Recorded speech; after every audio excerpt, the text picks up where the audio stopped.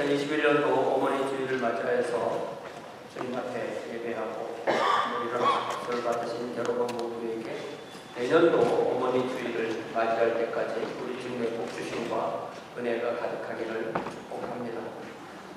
모든 사람은 어머니에게서 태어납니다. 그래서 태어난 모든 사람은 이미 어머님의 은혜를 입습니다. 여자는 약하지만 어머니는 강하다는 말이 있습니다. 어머니의 사랑처럼 참으로 위대하고 숭고합니다. 요한계시록에는 두 여인, 즉 두 어머니가 나옵니다. 첫째 나오는 어머니는 여러분 요한계시록 12장을 보세요. 여기 보면 요한계시록 12장에 여인이 나오는데요. 이 여인은 어머니로서의 교회를 상징합니다. 제가 주부에 써드린 요한계시록 12장 17절 말씀을 봅시다. 용, 즉 사탄이 교회와 또 어머니 교회와 성도에 대하여 큰 분노를 바랍니다. 여인의 자손인 성도, 즉 교회는 하나님의 계명을 지키고 예수의 증언을 가진 자들이라고 했죠. 그리고 그 사탄인 용이 성도와 싸우려 바다 모래에 서 있다. 그래서 요한계시록에 나오는 첫 번째 여인은 17장에 나오는 어머니 교회, 어머니 교회가 첫 번째 여인이고요. 두 번째 여인이 바로 오늘 우리가 다루는 17장에 나오는 큰 음녀예요. 이 여인은 성도의 피, 즉 예수님을 증언하는 증인의 피에 취했다. 즉 성도를 핍박하고 죽이고 했다는 뜻이죠. 그리고 사탄의 힘을 사탄, 즉 용의 힘을 받은 이 여인은 성도를 죽여서 그 피를 마신다는 뜻입니다. 이 큰 음녀는 사도 요한 당시에 교회를 핍박한 로마 제국의 황제를 상징하고 있습니다. 그래서 오늘 우리 요한계시록 17장 1절에서 8절에서 큰 음녀라는 제목으로 하나님의 말씀을 나눕니다. 요한계시록 17장은 일곱 대접의 심판이 계속되는 내용이죠. 우리 주님은 이 일곱 대접의 심판을 통해서 특별히 사탄의 권세를 폭로하십니다. 성도는 그들이 죽기까지, 때로는 죽음까지도 불사해야 되는 싸움을 싸우는 대상인 사탄의 정체와 운명을 알아야 됩니다. 그래서 우리 주님께서는 요한계시록 17장, 18장, 19장, 20장 계속해서 사탄의 권세가 어떻게 활동하고 결국은 사탄이 어떻게 패망할 것인지를 분명히 보여주십니다. 성도는 이미 십자가를 지시고 죽임을 당하신 어린 양 예수님을 따르는 존재들이고, 그렇기 때문에 때로는 죽기까지 순종함으로 사탄의 권세에 대항해서 싸우는 존재이고, 그렇게 죽음으로 이기는 성도가 바로 우리의 모습입니다. 사도 요한은 이제 1절 말씀해 보니까 일곱 대접을 가진 일곱 천사 가운데 하나가 와서 말하는 내용을 듣습니다. 위에 1절 말씀 보여주세요. 이리로 오라. 많은 물 위에 앉은 큰 음녀가 받을 심판을 내게 보이리라. 많은 물 위에 앉았다고 할 때 이 로마 제국은 지중해를 중심으로 하는 모든 그 육지를 다 다스리는 그런 당대 최고의 제국을 이루었습니다. 그래서 많은 물 위에 앉은 큰 음녀는 곧 로마 제국을 다스리는 황제를 상징하게 되는 것입니다. 우리 주님께서 이 천사를 통해서 보여주시는 것은 로마 제국의 황제와 그를 따르는 모든 사람이 받을 심판을 지금부터 보여주겠다라고 말씀하시는 거죠. 이제 2절에 보니까 그 큰 음녀, 즉 로마 제국의 황제가 땅의 임금들을 다스린다고 했죠. 로마 제국은 이 지중해 권역의 모든 나라를 정복하고 그들 지도자들을 때로는 왕으로 때로는 총독으로 통하여 다스리게 됩니다. 그리고 그 로마 제국이 당시에 교회와 성도를 핍박했죠. 2절 말씀을 잘 보면 이 세 종류의 핍박자들이 나오죠. 첫 번째는 그라고 표현된 그 큰 음녀, 그리고 두 번째는 땅의 임금들, 그리고 땅에 사는 자들, 이렇게 세 존재가 바로 교회를 핍박하는 부류임을 알 수가 있습니다. 로마 제국의 황제, 그의 수하에 많은 왕과 총독 같은 위정자들, 그리고 그 백성들이 바로 교회를 핍박했고, 그들이 핍박한 것을 바로 그들이 음행의 포도주에 취했다, 이렇게 표현하고 있습니다. 자, 땅에 사는 사람들 중에 창세 이후로 그 이름이 생명책에 기록되지 않은 모든 자가, 창세 이후로 생명책에 그 이름이 기록된 모든 사람을 핍박하는 거예요. 그래서 사도 요한 당시에, 그 사도 요한이 요한계시를 쓰고 있던 당시에 로마 제국의 황제는 도미티안이라고 합니다. 라틴어로는 도미티아누스, 영어로는 도미티안 그러는데요.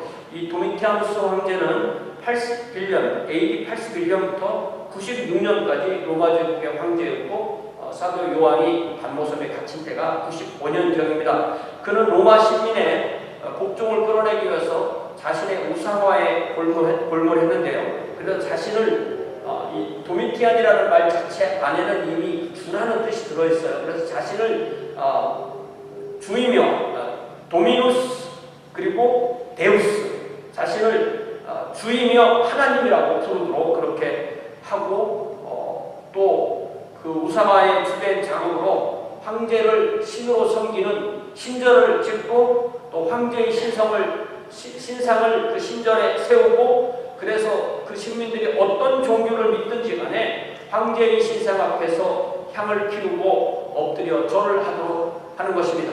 일단 그렇게 황제의 신상 앞에서 향을 피우고 또 절하고 그렇게 예배를 드리고 나면 증명서를 발급해 주는 거예요. 그리고 그 증명서를 가지고 있는 사람이 이제부터는 자기 종교의 예식을 할 수 있도록 그렇게 만들었습니다. 그러나 주님을 따르는 성도는 이미 예수님만을 구주와 주님으로, 하나님으로 예배하기 때문에 황제 숭배에 동참할 수 없었습니다. 그래서 때로는 성도는 죽음으로써 그들의 신앙을 고백할 수밖에 없었습니다. 이것이 바로 당시의 성도가 예수님을 섬기는 방식이었고, 예수님을 증언하는 방식이었습니다.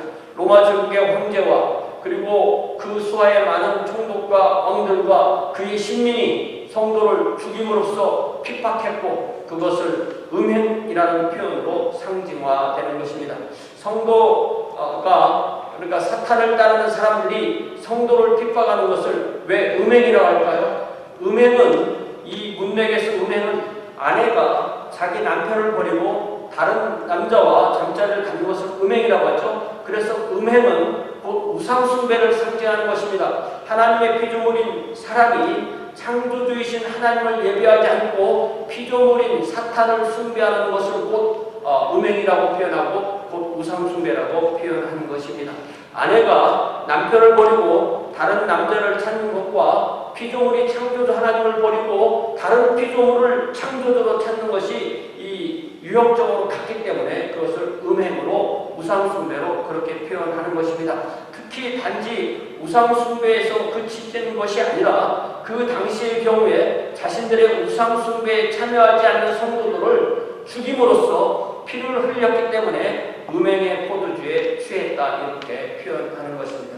그래서 이 요한계시록을 이렇게 말을 상징화했기 때문에 그걸 우리가 이해하는 것이 중요하죠. 또 3절에 보니까 이제 요한은 성령께서 인도하심에 따라 광야로 갑니다. 이 광야라는 이 표현은요, 요한계시록 12장 14절에서 우리가 나오는 것처럼 이미 성도를 낳은 여인, 그리고 그 여인의 자손인 교회가 거하는 곳입니다.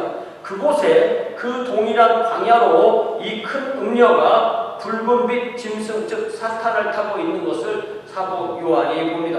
그렇기 때문에 여기서 광야라고 말하는 것은 세상을 의미하는 것입니다. 자, 그러니까 이 세상은 좀 더 자세하게 말하면 각 나라와 족속과 백성과 방언이 사는 것이죠. 그렇기 때문에 요한계시록에서 이 세상이라는 광야라는 것은 하나님의 자녀와 또 사탄의 자녀가 섞여 사는 곳을 광야라고 말하는 것입니다.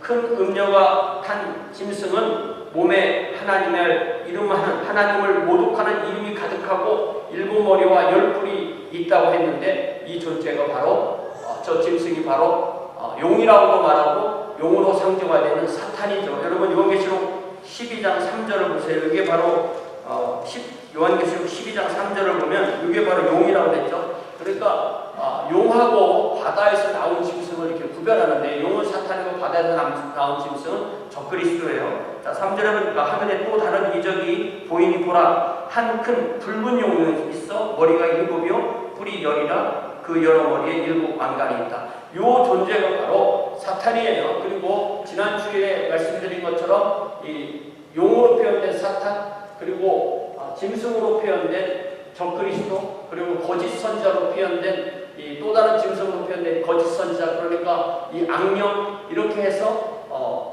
하나님의 삼위일체를 모방하는 존재가 바로 사탄입니다. 그들이 그렇게 하는 것은 하나님을 모독하고 우리 주님 예수 그리스도를 모독하고 사람들을 하나님께 돌아가지 못하도록 붙들어 두고 성도를 유혹하고 성도를 죽기까지 핍박하는 일을 하는 존재가 바로 이 사탄이고 적그리스도고 거짓 선지자라고 했습니다.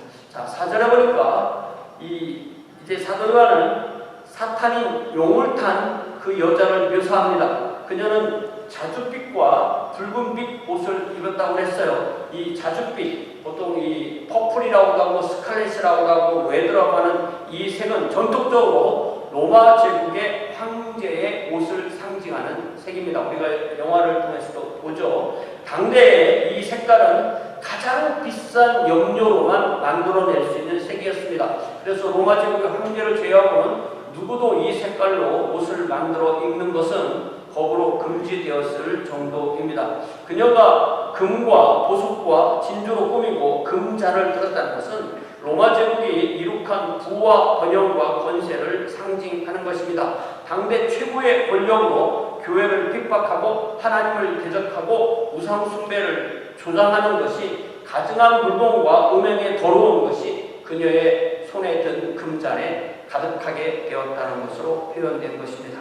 이제 5절에 보니까 사도 요한은 그녀의 이마에 이름이 기록된 거예요. 이름표가 굉장히 길어요. 그 이름이 뭐냐면 비밀이라 큰 바벨론이라 땅의 음녀들과 가증한 것들의 어미다 이렇게 표현되어 있습니다. 첫 번째로 왜 비밀일까요?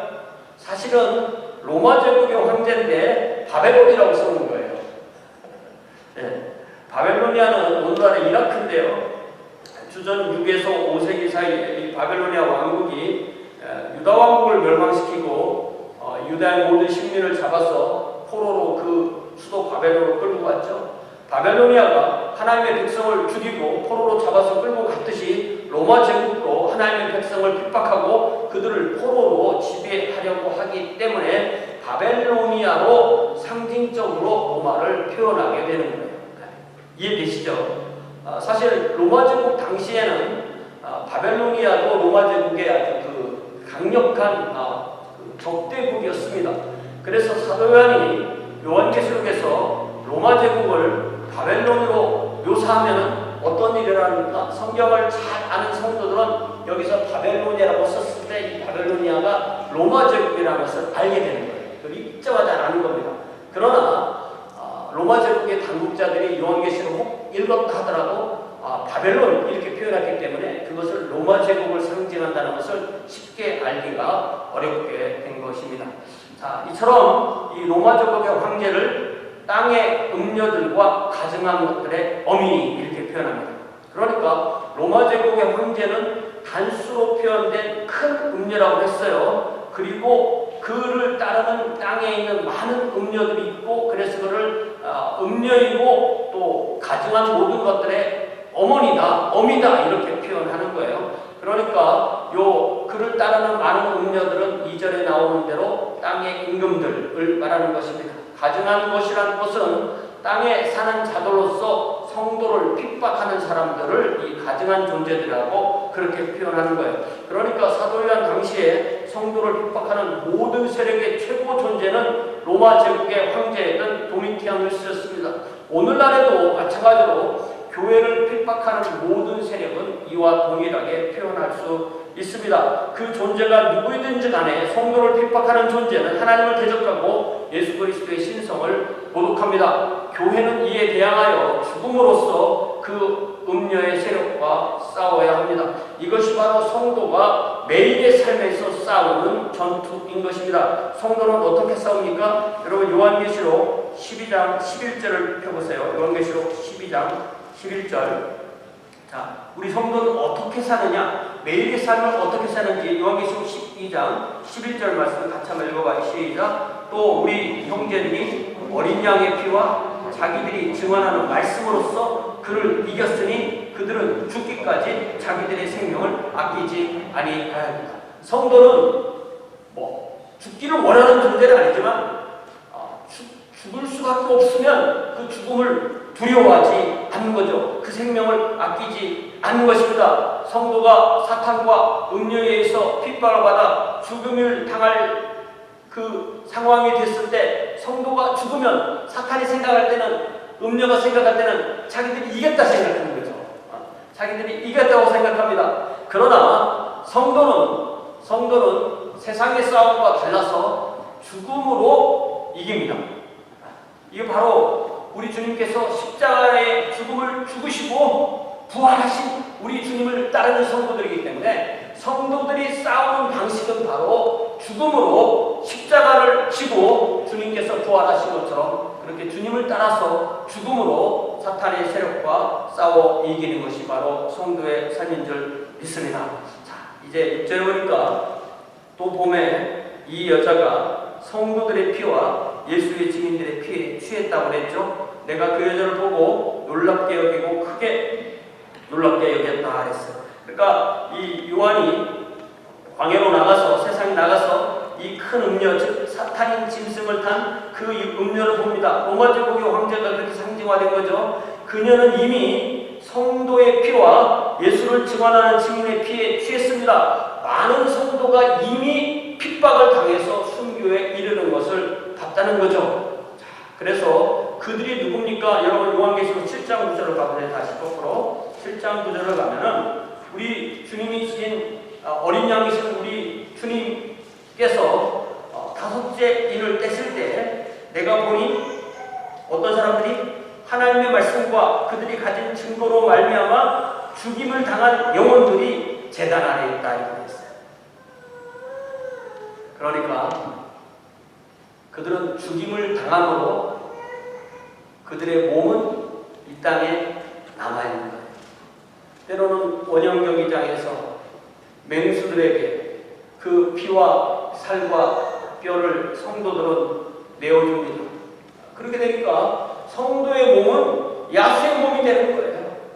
그들의 몸은 그래서 그렇게 세상에 남습니다. 사실 모든 사람, 성도든 아니든 모든 사람의 몸은 세상에 남습니다. 때로는 산으로, 때로는 들로, 때로는 식물로, 때로는 동물로, 때로는 심지어 다른 사람의 몸을 내 몸이 이룰 수도 있습니다. 그러나 그들의 영혼은 어디에 있습니까? 요한계시록 6장 9절에 보니까 성도의 영혼은 하늘의 성전의 제단 아래에 있고 하늘의 성전의 제단 아래서 하나님께 기도한다고 되어 있어요. 그렇죠? 9장 10절에 보니까 큰 소리로 불러 이르되 거룩하고 참되신 대주제여 땅에 거하는 자들을 심판하여 우리 피를 갚아주지 아니하시기를 어느 때까지 하시려나이까. 그러니까 성도를 핍박해서 순교에 이르게 한 자들이 바로 땅에 거하는 자들이고 이 땅에 거하는 자들의 우두머리가 바로 큰 음녀 바벨론이고 사도 요한 당시에는 로마 제국의 황제 도미티아누스였던 거죠. 그러니까 여기 6장 10절에 잘 보니까 땅에 거하는 자들을 심판하여 주세요. 요 땅에 거하는 자들이 바로 큰 음녀이고 땅의 임금들이고 땅에 사는 그 사람들을 여기 6장 10절에서 이렇게 표현한 것입니다. 그러니까 사실은 사도 요한 자신도 그 도미티아누스의 그 핍박을 받아서 반모섬에 가서 핍박 상황 가운데에서 우리 주님의 계시를 받아서 요한계시록의 이름으로 이 책을 지금 쓰고 있는 그런 상황인 거죠. 그러면서 사도 바울은 그 큰 음녀가 성도의 피에 이미 만취한 것을 보고 크게 놀랐다고 했죠. 그래서 실제로 보니까 요한을 광야로 데리고 갔던 천사가 이렇게 말합니다. 왜 놀랍게 여기느냐? 성도의 피로 큰 음녀가 만취한 것은 결코 놀랄 일이 아니라는 뜻입니다.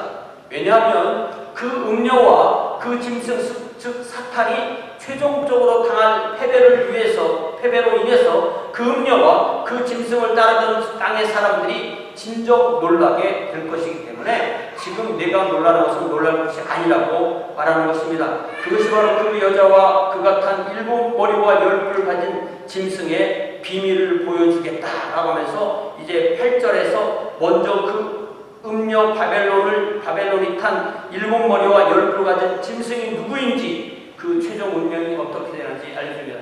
여러분, 이 요한계시록 17장 8절이요.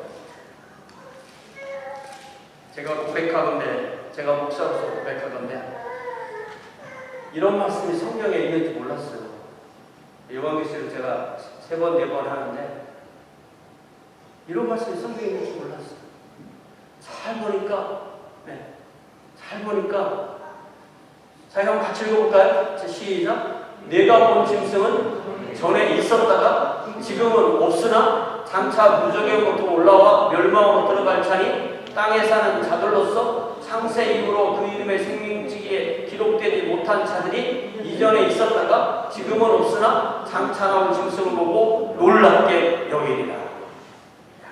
그러니까 요한이 지금 광야에서 본 짐승 용에 대해서 말해주는 거죠. 이 용은 원래는 전에는 있었죠. 원래는 하나님의 천사장이었습니다. 그러나 그는 하나님을 배반하고 하나님께 드리는 예배를 자신이 받으려고 함으로써 사탄이 되었죠. 그는 하나님의 천사장 미가엘과 전쟁을 벌여서 그 전쟁에서 패하고 하늘에서 쫓겨나 땅으로 왔습니다. 여러분, 요한계시록 12장에 보면 그 내용이 나와요. 요한계시록 12장 7절에 보니까 하늘에 전쟁이 있으니 미가엘과 그의 사자들이 용과 더불어 싸울세 용과 그의 사자들도 싸우나 이기지 못하여 다시 하늘에서 그들이 있을 곳을 얻지 못한지라. 큰 용이 내쫓기니 옛뱀 곧 마귀라고도 하고 사탄이라고도 하며 온 천하를 꿰는 자라. 그가 땅으로 내쫓기니 그의 사자들도 그와 함께 내쫓기니라. 그러니까 사탄이 땅으로 내어 쫓겼으니까 전에는 있었던 존재인 것입니다.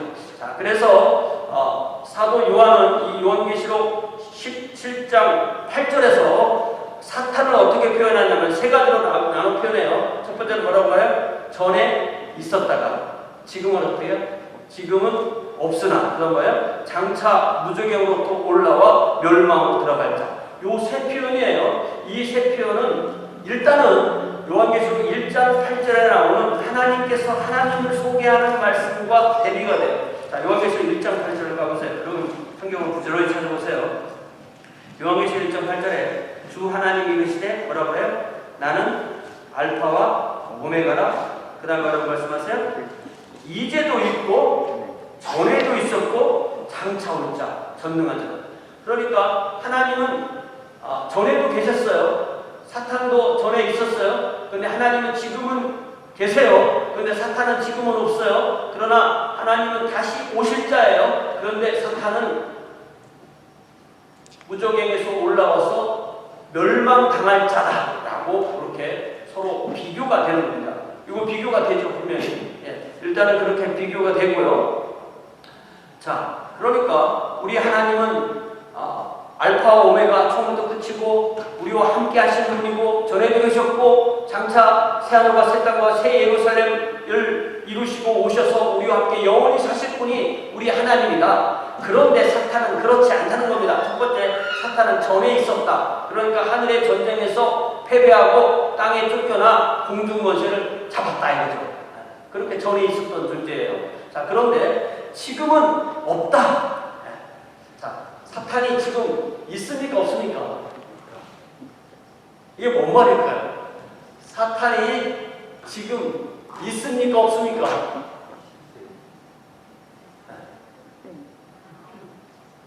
근데 왜 없다고 해요? 성경에 사탄이 지금은 없다고 되어 있어요. 그게 무슨 말씀일까요?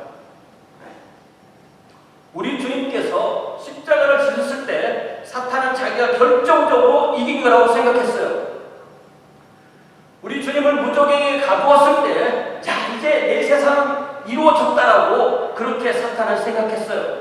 그러나 우리 주님은 죽임을 당했지만 스스로 죽으신 거고 스스로 십자가를 지신 것이고 사탄이 우리 주님을 무적행으로 밀어넣었다고 생각하지만 사실은 우리 주님은 무적행에 스스로 가신 것입니다. 그리고 우리 주님은 결정적으로 사흘 만에 부활하셨습니다. 그래서 우리 주님은 당신의 죽으심과 또 사탄의 세력의 죽으심으로 죽음의 세력과 사탄의 세력에 대해서 결정적으로 승리를 거두셨습니다. 그러니까 사탄이 지금은 없다는 것은 제가 지금까지 이야기하는 사탄의 힘이 결정적으로 약해졌다는 그것을 의미하는 것으로 저는 이해를 합니다. 그러니까 사탄이 패배했다는 것, 그전에는 공중거세를 잡았지만 무적행에 갇혀서 그 세력이 결정적으로 약화되었다는 것을 의미한다고 이해합니다.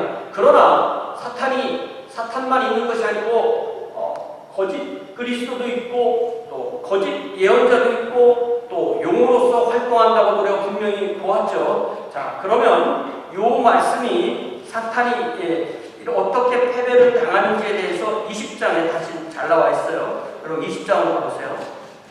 자, 20장에 보니까 1절부터 보니까 또 내가 보매 천사가 무적행의 열쇠와 큰 쇠사슬을 그의 손에 가지고 하늘로부터 내려와서 용을 잡으니 곧 옛뱀이요 마귀요 사탄이라 잡아서 1000년 동안 결박하여 무적행에 던져넣어 잠그고 그 위에 인봉하여 천인체대로 다시는 만국을 미혹하지 못하게 했는데 그 후에는 잠깐 누이라. 자, 그러니까 이 1000년 동안 이 사탄을 무적행에 집어넣어서 사탄이 없는 때가 1000년 앞으로 올 1000년이 아니라 지금이라면 지금. 맞아요? 여기 지금은 없다고 했잖아요. 그죠? 그래서 이 사탄이 무적행에 갇혀있다는 것은 우리 주님의 십자가와 장사와 부활로 우리 주님이 사탄에 대해서 결정적 승리를 얻으신 것을 의미한다고 저는 지금 그렇게 이해하는 거예요. 그렇게 이해해야만 이게 맞습니다. 자, 4절에 보니까 또 내가 보좌들을 보니, 하늘을 보니까 하늘에 보좌들이 있어요. 보좌는 누가 앉는 겁니까? 왕들이 앉는 거예요. 이 보좌가 하나만 있는 것이고 보좌들이 있고 거기에 앉은 자들이 있어서 심판하는 권세를 받았더라. 그러니까 우리가 언제 나중에 1000년이 왔을 때 그때 심판의 자리에 앉는 것이 아니고 지금 이미 요한이 봤던 그 시대에 요한이 봤을 때 이미 하늘에 간 성도들이 이 보좌에 앉아 있는 것입니다. 또 내가 보니 예수를 증언함과 하나님의 말씀 때문에 목배임을 당한 자들의 영혼들과 그 짐승과 그 우상에게 경배하지 아니하고 그들의 이마와 손에 그의 표를 받지 아니한 자들이 지금 살아서 그리스도와 더불어 1000년 동안 왕노릇을 현재 하고 있다는 거예요. 앞으로 할 거라는 것이 아니고 앞으로도 하겠죠. 그러나 그러니까 사탄이 무적행에 갇히고 지금 사탄이 없는 이 시기에 그리스도께서 왕노릇 하실 때 성도들도 하늘에서 왕노릇하고 이 땅에 있는 성도들도 왕으로서 사는 것입니다. 그 나머지 죽은 자들은 그 천년이 체계같이 살지 못하더라. 이는 첫째 부활이라. 이렇게 되어 있죠. 그러면서 이 첫째 부활에 참여하는 자들은 복이 있도다. 복이 있고 거룩하도다. 둘째 사망이 그들을 다스리는 권세가 없고 도리어 그들이 하나님과 그리스도의 제사장이 되어 1000년 동안 그리스도와 더불어 왕노릇한다고 이렇게 되어 있습니다. 자, 이 말씀이 지금은 없다는 말씀에 대한 우리가 충분한 이해를 할 수가 있는 거예요. 그러니까 사탄이 무정에게 거하는 1000년은 곧 성도가 그리스도와 함께 1000년 동안 다스리는 시대입니다. 이 시대는 바로 은혜의 시대이고 복음의 시대이고 교회의 시대입니다.